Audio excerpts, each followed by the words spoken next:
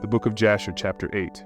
And it was in the night that Abram was born, that all the servants of Terah, and all the wise men of Nimrod and his conjurers came and ate and drank in the house of Terah, and they rejoiced with him on that night.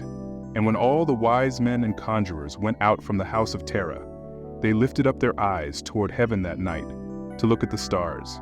And they saw, and behold, one very large star came from the east and ran in the heavens, and he swallowed up the 4 stars from the 4 sides of the heavens.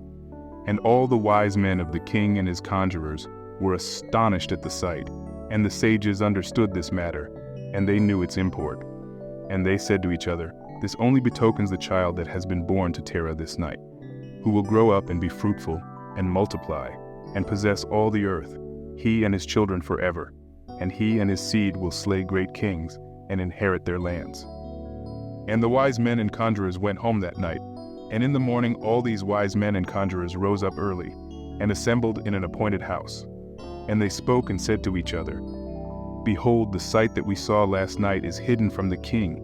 It has not been made known to him. And should this thing get known to the king in the latter days, he will say to us, 'Why have you concealed this matter from me?' And then we shall all suffer death. Therefore, now let us go and tell the king the sight which we saw, and the interpretation thereof, and we shall then remain clear." And they did so, and they all went to the king and bowed down to him to the ground. And they said, "May the king live, may the king live. We heard that a son was born to Terah the son of Nahor, the prince of thy host. And we yesternight came to his house, and we ate and drank, and rejoiced with him that night. And when thy servants went out from the house of Terah to go to our respective homes to abide there for the night, we lifted up our eyes to heaven, and we saw a great star coming from the east. And the same star ran with great speed, and swallowed up 4 great stars from the 4 sides of the heavens. And thy servants were astonished at the sight which we saw, and were greatly terrified. And we made our judgment upon the sight, and knew by our wisdom the proper interpretation thereof, that this thing applies to the child that is born to Terah, who will grow up and multiply greatly, and become powerful, and kill all the kings of the earth, and inherit all their lands, he and his seed forever. And now, our Lord and King, behold, we have truly acquainted thee with what we have seen concerning this child. If it seemeth good to the king to give his father value for this child, we will slay him before he shall grow up and increase in the land, and his evil increase against us, that we and our children perish through his evil." And the king heard their words, and they seemed good in his sight. And he sent and called for Terah, and Terah came before the king. And the king said to Terah, "I have been told that a son was yesternight born to thee, and after this manner was observed in the heavens at his birth. And now therefore give me the child, that we may slay him before his evil springs up against us. And I will give thee for his value thy house full of silver and gold." And Terah answered the king and said to him, "My lord and king, I have heard thy words, and thy servant shall do all that his king desireth.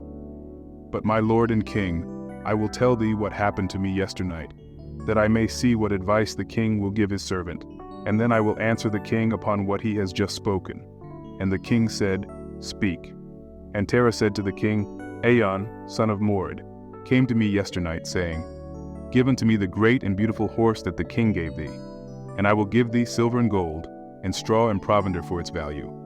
And I said to him, 'Wait till I see the king concerning thy words, and behold, whatever the king saith, that will I do. And now, my lord and king, behold, I have made this thing known to thee, and the advice which my king will give unto his servant, that will I follow.' And the king heard the words of Terah, and his anger was kindled, and he considered him in the light of a fool. And the king answered Terah, and he said to him, 'Art thou so silly, ignorant, or deficient in understanding, to do this thing, to give thy beautiful horse for silver and gold, or even for straw and provender? Art thou so short of silver and gold, that thou shouldst do this thing, because thou canst not obtain straw and provender to feed thy horse? And what is silver and gold to thee, or straw and provender, that thou shouldst give away that fine horse which I gave thee, like which there is none to be had on the whole earth?' And the king left off speaking, and Terah answered the king, saying, 'Like unto this has the king spoken to his servant. I beseech thee, my lord and king, what is this which thou didst say unto me, saying, Give thy son that we may slay him, and I will give thee silver and gold for his value? What shall I do with silver and gold after the death of my son? Who shall inherit me? Surely then, at my death, the silver and gold will return to my king who gave it. And when the king heard the words of Terah, and the parable which he brought concerning the king, it grieved him greatly, and he was vexed at this thing, and his anger burned within him. And Terah saw that the anger of the king was kindled against him, and he answered the king, saying, All that I have is in the king's power. Whatever the king desireth to do to his servant, that let him do, yea, even my son, he is in the king's power, without value in exchange, he and his 2 brothers that are older than he. And the king said to Terah, No, but I will purchase thy younger son for a price. And Terah answered the king, saying, I beseech thee, my lord and king, to let thy servant speak a word before thee, and let the king hear the word of his servant. And Terah said, Let my king give me 3 days' time till I consider this matter within myself, and consult with my family concerning the words of my king. And he pressed the king greatly to agree to this. And the king hearkened to Terah, and he did so, and he gave him 3 days' time. And Terah went out from the king's presence, and he came home to his family and spoke to them all the words of the king. And the people were greatly afraid. And it was in the 3rd day that the king sent to Terah, saying, Send me thy son for a price, as I spoke to thee. And shouldst thou not do this, I will send and slay all thou hast in thy house, so that thou shalt not even have a dog remaining. And Terah hastened, as the thing was urgent from the king. And he took a child from one of his servants, which his handmaid had borne to him that day. And Terah brought the child to the king, and received value for him. And the Lord was with Terah in this matter, that Nimrod might not cause Abram's death.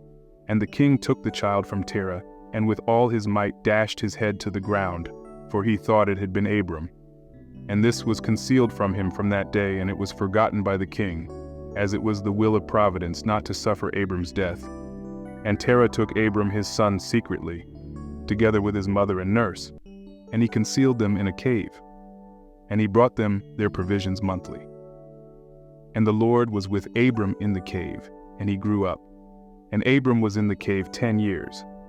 And the king and his princes, soothsayers and sages, thought that the king had killed Abram.